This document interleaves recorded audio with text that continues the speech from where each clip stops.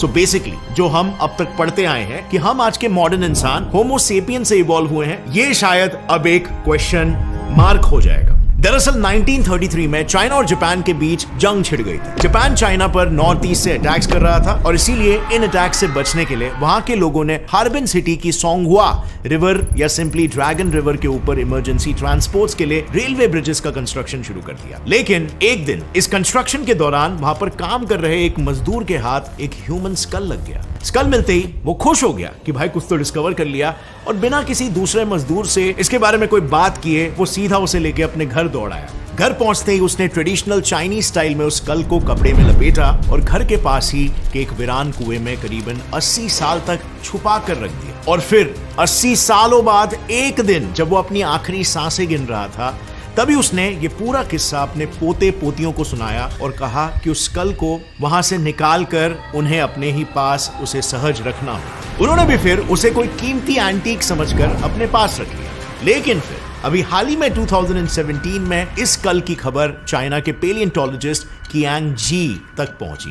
उन्होंने तुरंत ही उस स्कल को हेबेल जियो यूनिवर्सिटी ऑफ चाइना को रिसर्च के लिए सरेंडर करने का ऑर्डर कर दिया। स्कल के मिलते ही जब साइंटिस्टों ने उसकी कार्बन डेटिंग की तो सभी के सभी शॉक्ड रह गए, क्योंकि ये स्कल हमारे ह्यूमन एवोल्यूशन के कॉन्सेप्ट को ही गलत साबित कर रहा है। अब फ्रेंड्स, क्योंकि स्कल का जो हिस्सा मिला था वो आधा अधूरा था और उसके बेसिस पर डायरेक्ट किसी भी नतीजे पर आना गलत साबित होता, इसीलिए साइंटिस्टों ने एक नई तरकीब अपनाई। उन्होंने सबसे पहले स्कल को 95 ह्यूमन फॉसिल्स के जॉ से मैच करने की कोशिश की। And again they were shocked, एक भी ह्यूमन फॉसिल से ये स्कल मैच नहीं हो रहा था। इनफैक्ट इसके 3D स्कैन को AI की मदद से ह्यूमन एवोल्यूशन ट्री में फिट करने की तक कोशिश की गई, but you won't believe, millions of possibilities में से AI ने हमेशा इस स्कल को एक नए ब्रांच में ही प्लेस किया। अब अगर देखा जाए ना, तो साइंटिस्ट द्वारा अपनाया गया हर एक मेथड सिर्फ नए स्पीशीज की तरफ ही इशारा कर रहा था, और इसीलिए मजबूरन साइंटिस्टों को इसके लिए एक नई ब्रांच बनानी पड़ गई और उसे नाम देना पड़ा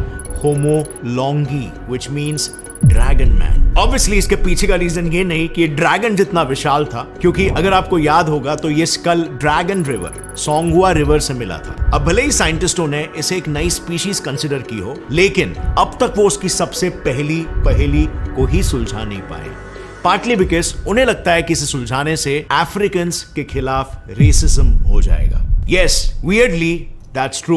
दरअसल एवोल्यूशन को समझने के लिए ना फिलाडेल्फिया के एक साइंटिस्ट सैमुअल मॉर्टन ने एक केस स्टडी बनाई। इसमें उन्होंने दुनिया के तमाम कंट्रीज के लोगों का स्कल कलेक्ट किया और उन्हें उनके साइजेस के हिसाब से असेंडिंग ऑर्डर में अरेंज किया। इसमें उन्होंने ये प्रूफ कर दिया कि अफ्रीकन्स का स्कल साइज में सबसे छोटा है, यानी कि उनका ब्रेन काफी छोटा है। वहीं पर यूरोपियंस का स्कल साइज और ब्रेन दोनों ही बड़ा है। अब ये केस स्टडी बेसिकली एक अजीब थियरी पॉलीजीनिज्म को बैक कर रही थी, जिसका कहना था वर्ल्ड की हर ह्यूमन रेस कंट्री वाइज अलग अलग स्पीशीज से इवॉल्व हुई है। बट आज हमें पता है ऐसा नहीं है, एंड एक्चुअली ये थियरी बस सिर्फ एक सूडो साइंस थी, जिसे पॉलिटिक्स की चापलूसी के लिए बनाया गया, सो दैट यूरोपियंस अफ्रीकन्स को अपने फायदे के लिए किसी गुलाम की तरह इस्तेमाल कर सके। But all thanks to Darwin, जिसने ओरिजिन ऑफ स्पीशीज इस थियरी को पेश करके पॉलीजीनिज्म को करारा जवाब दे दिया, उसे मिटा दिया। दरअसल शुरुआत में डार्विन को ह्यूमन एवोल्यूशन में थोड़ी सी भी रुचि नहीं थी, लेकिन जैसे ही पॉलीजीनिज्म थियरी सामने आई और लोग एक दूसरे को गुलाम की तरह ट्रीट करने लग गए,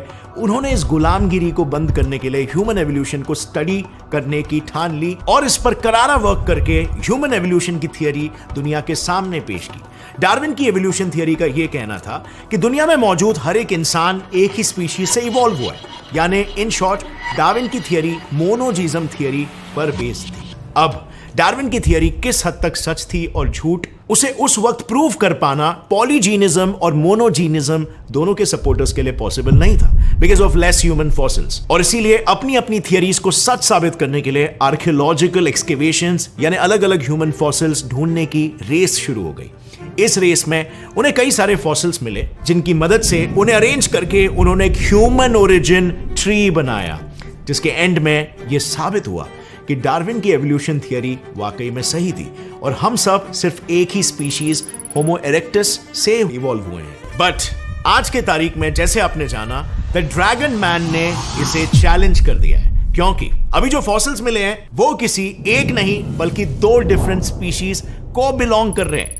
एक होमो इरेक्टस को और दूसरा उसके कई लाख साल बाद आने वाले निएंडरथाल्स को। तो ड्रैगन मैन ने हमारे एवोल्यूशन ट्री को इसीलिए चैलेंज किया है क्योंकि अगर हम हमारे ह्यूमन एवोल्यूशन ट्री को देखें तो तकरीबन 33 लाख साल पहले अर्थ पर ऑस्ट्रेलोपिथेकस एग्जिस्ट करते थे जो चिंपैंजी से इवॉल्व हुए थे, लेकिन ऑस्ट्रेलोपिथेकस हंटिंग के लिए ऑलरेडी स्टोन टूल्स यूज करने लगे थे जो दिखने में कुछ इस तरीके के थे, pointed but not sharp. In tools को बनाने के लिए दिमाग दौड़ाने की वजह से इनके दिमाग का वॉल्यूम चिंपैंजीज के ब्रेन के वॉल्यूम से 400 क्यूबिक सेंटीमीटर्स तक बढ़ गया था। बस सिर्फ इनके हाथ अभी भी चिंपैंजीज की तरह लंबे थे और स्पाइन एस शेप का था जिसकी वजह से ये झुक कर चला करते थे। बट धीरे धीरे ये हैंडी टूल्स बनाने में एक्सपर्ट होने लग गए जो पॉइंटेड भी थे और शार्प भी। नए हंटिंग के तरीके यूज करना और नए टूल्स बनाने से 18 लाख साल पहले इनका ब्रेन 600 क्यूबिक सेंटीमीटर्स तक बढ़ गया और ये एक नए स्पीशीज में इवॉल्व हो गए, the homo habilis species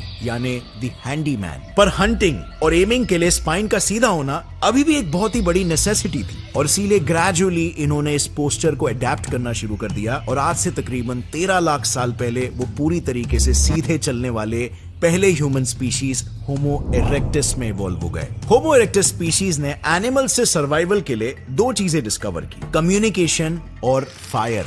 communication की वजह से वो एक दूसरे को डायरेक्शंस देकर कोऑर्डिनेट करके बड़े जानवर को भी मार सकते थे और आग की मदद से उन्हें पकाकर खा भी सकते थे। अब कम्युनिकेशन करने से और पके हुए मीट प्रोटीन के बॉडी में रेडिली एब्जॉर्ब होने से ब्रेन का साइज ड्रास्टिकली बढ़ना शुरू हो गया और 1250 क्यूबिक सेंटीमीटर्स तक बड़ा हो गया। और फिर इससे बनी ह्यूमंस की दो सबसे ज्यादा स्मार्ट स्पीशीज, होमो निएंडरथालेंसिस और होमो सेपियंस, जिसमें से होमो निएंडरथालेंसिस एक पॉइंट ऑफ टाइम के बाद अचानक से गायब हो गए और बचे सिर्फ और सिर्फ होमो सेपियंस। अब ऐसा क्यों हुआ इसका पुख्ता सबूत किसी के पास नहीं है, लेकिन एक स्पेकुलेशन के मुताबिक निएंडरथाल्स का ब्रेन साइज होमो सेपियंस से बड़ा था लेकिन उनकी ओवरऑल बॉडी साइज काफी छोटी थी और उनकी जो अकल थी वो होमो सेपियंस से थोड़ी कम थी, एज वेल एज उनके कम्युनिकेशन और कोऑर्डिनेटिंग स्किल्स जो होमो सेपियंस से कम थे। So all in all most of the experts की कंसेंसस ये है कि मल्टीपल रीजंस हो सकते हैं, जैसे for example being outsmarted by homo sapiens, interbreeding और उस समय के एक्सट्रीम क्लाइमेट और नेचुरल चेंजेस को विथस्टैंड नहीं कर पाना। इन रीजंस के वजह से निएंडरथाल्स एक्सटिंक्ट हो गए और बचे रह गए उनके सबसे स्मार्टेस्ट कजिन्स होमो सेपियंस यानी कि हम। अब फ्रेंड्स मुझे बताओ इस पूरे एवोल्यूशन की स्टोरी में क्या आपको ड्रैगन मैन यानी होमो लोंगी का कहीं पर भी जिक्र मिला? वेल नहीं, बट ऑफ कोर्स उसका स्कल मिला है तो हमें उसे भी इस कहानी में कहीं ना कहीं फिट करना होगा एंड अल्टीमेटली इस चार्ट में देखो, अगर हम ड्रैगन मैन होमो लोंगी के स्कल की बात करें तो ये पाया गया है कि ह्यूमन स्पीशीज का अब तक का सबसे बड़ा स्कल है, इनफैक्ट निएंडरथाल्स से भी ज्यादा बड़ा, और उसकी हाइट लगभग होमो सेपियंस जितनी ही थी। सो इन दोनों फीचर्स के हिसाब से इसे होमो सेपियंस और होमो निएंडरथालेंसिस के बीच में कहीं प्लेस करना ज्यादा एक्यूरेट होगा। Am I right? What do you guys say? Well, पर वहीं पर आ जाता है एक ट्विस्ट। हम अगर इसके फेशियल फीचर्स को देखें ना तो इसके आईब्रो के रिजेस बाहर की ओर निकले हुए हैं और प्लस इसके टीथ भी बिल्कुल होमो इरेक्टस से मैच होते हैं। सो नाउ इन दोनों फीचर्स के हिसाब से इसे ओल्ड ह्यूमन स्पीशीज होमो इरेक्टस के आसपास होना चाहिए, लेकिन अगेन अगर इसे वहां पर प्लेस किया गया तो ये पूरा एवोल्यूशन ट्री डिसरप्ट हो जाएगा, क्योंकि जैसे कि हमने देखा एवोल्यूशन के साथ साथ ब्रेन का साइज भी बढ़ते आया है, यानी कि ऑल इन ऑल ये स्पीशीज ह्यूमन एवोल्यूशन की एक सबसे बड़ी पहेली ही है, पजल का एक ऐसा टुकड़ा जिसे कहां फिट करे समझ में ही नहीं आ रहा। साइंटिस्ट प्रॉपर्ली आंसर नहीं कर पा रहे, एक्सप्लेन नहीं कर पा रहे कि इसके पीछे की पूरी कहानी क्या है। And friends this is actually costing us a lot, क्योंकि इस मिस्ट्री को अगर जल्द से जल्द नहीं सुलझाया गया तो कई सारी हमारी जेनेटिक डिसऑर्डर्स लाइलाज बीमारी बन के ही रह जाएंगी। ऐसी कई सारी तमाम बीमारियां हैं जो आज ह्यूमन एवोल्यूशन से हुए जेनेटिक म्यूटेशन से देखने मिली है। एग्जाम्पल के लिए जैसे लैक्टोस इंटॉलरेंस को ही ले लो। आज दुनिया के 68% लोग खास करके अफ्रीकन और एशियंस लैक्टोस इंटॉलरेंट है, जिसके पीछे का मेन रीजन है ह्यूमन एवोल्यूशन। एक्चुअली फार्मिंग की शुरुआत अफ्रीका और एशियन कंट्रीज में पहले की गई थी, पर डेयरी फार्मिंग यूरोपियन कंट्रीज में पहले शुरू हुआ था। और बेसिकली इससे हुआ ये कि यूरोपियन कंट्रीज में लोग काउ मिल्क और दूसरे कैटल्स का मिल्क कंज्यूम करने लग गए और इससे मिल्क को पचाने के लिए उनकी बॉडी ने जेनेटिकली अपने आप को इस तरीके से म्यूटेट किया कि वो अल्टीमेटली लैक्टोस टॉलरेंट बन गए, यानी लैक्टोस को डाइजेस्ट करने की एबिलिटी रखने लग गए। इसका प्रूफ आप खुद 2017 के नेशनल इंस्टीट्यूट ऑफ हेल्थ के रिसर्च सर्वे में देख सकते हो। आप देख सकते हो कि European countries like Norway, Denmark, Sweden, Austria etcetera के लोग काफी ज्यादा लैक्टोस टॉलरेंट है। लेकिन एशियन कंट्रीज के लोग उतने ज्यादा नहीं। In short friends, human evolution को स्टडी करके हम लैक्टोज इंटॉलरेंस जैसी अलग अलग इनएबिलिटीज और जेनेटिक म्यूटेशंस को ट्रैक कर सकते हैं और कई सारी बीमारियों का रीजंस ढूंढ सकते हैं और हाँ, ऑफ कोर्स उसके कई सॉल्यूशंस भी निकाल सकते हैं। जैसे कि हाल ही में यूके के साइंटिस्टों ने माइटोकॉन्ड्रियल म्यूटेशन से होने वाले डिजीजेस के इलाज के लिए एक नई मेथड को इंट्रोड्यूस किया है। आपने इसके बारे में कभी नहीं सुना होगा और सुनने में काफी पेचीदा लगता है। 3 parent babies. Yes, you heard that right. 3 लोगों के डीएनए से बना हुआ बेबी जो कभी भी किसी भी बीमारी का शिकार नहीं हो सकता। सो इसे कह सकते हैं अ सुपर बेबी। अब कैसे यूके के साइंटिस्टों ने इस 3 पेरेंट सुपर बेबी को जन्म दिया, वो आप इस वीडियो में पूरा देख सकते हो। काफी डिटेल में एक्सप्लेन किया है मैंने ये पूरा कॉन्सेप्ट, आपको मजा आएगा। और अगर फ्रेंड्स इस वीडियो को देखकर आपको कुछ भी नया सीखने मिला, एक लाइक जरूर ठोकना। गेट्स एंड फ्लाई साइंस चैनल को अभी सब्सक्राइब कर लो और बेल नोटिफिकेशन दबाओ ताकि आगे आने वाली हमारी कोई भी वीडियो की अपडेट आप मिस ना करो। See you next time. As always, stay curious, keep learning and keep growing. जय हिंद।